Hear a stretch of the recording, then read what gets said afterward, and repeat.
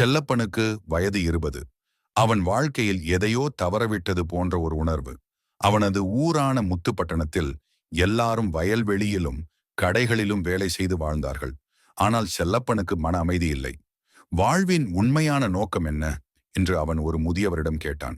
ஞானம் தேடு பிள்ளாய் என்று முதியவர் சிரித்துக்கொண்டே சொன்னார். ஆனால் ஞானம் எங்கே கிடைக்கும் என்று குழப்பமாக கேட்டான் செல்லப்பன். சில சமயம் ஞானம் எதிர்பாராத இடத்தில் வந்துவிடும் என்று பதில் சொன்னார் முதியவர். அடுத்த நாள் காலை செல்லப்பன் தனது வீட்டு முற்றத்தில் ஒரு பொன்னிற சேவலை பார்த்தான். அது மற்ற சேவல்களைப் போல் இல்லை. அதன் கண்களில் ஒரு புதிரான பிரகாசம் இருந்தது. குக்கூ கூ என்று சேவல் கூவியது. செல்லப்பன் அதை நெருங்கினான். நீ யார் என்று வேடிக்கையாக கேட்டான்.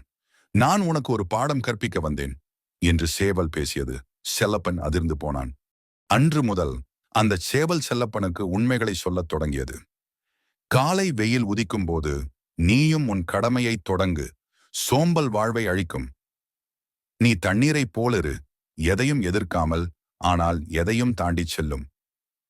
பெரியவர்களின் வார்த்தைகளை கேள், ஆனால் குருட்டுத்தனமாக பின்பற்றாதே. செல்லப்பன் இந்த பாடங்களை கவனமாக கேட்டான். அவனுடைய வாழ்க்கை மாறத் தொடங்கியது. ஒரு நாள் சேவல் வழக்கம் போல் இல்லை. செல்லப்பன் அதை தேடினான்.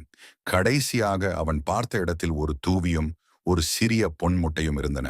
முட்டையின் மீது எழுதியிருந்தது, ஞானம் எப்போதும் உன்னுடனேயே இருக்கும். இனி நான் உனக்கு தேவையில்லை. செல்லப்பன் புரிந்து கொண்டான். ஞானம் வெளியிலிருந்து வருவதல்ல, அது உள்ளேயே இருக்கிறது. செல்லப்பன் பல ஆண்டுகளுக்குப் பிறகு ஒரு ஞானியாக மாறினான். அவன் சொல்லும் உபதேசங்களில் எப்போதும் ஒரு சேவலின் கதை இடம்பெறும். ஞானம் எளிய வழிகளில் வரும். கண்ணும் காதும் திறந்திருந்தால் ஒரு சேவல் கூட குருவாகலாம்.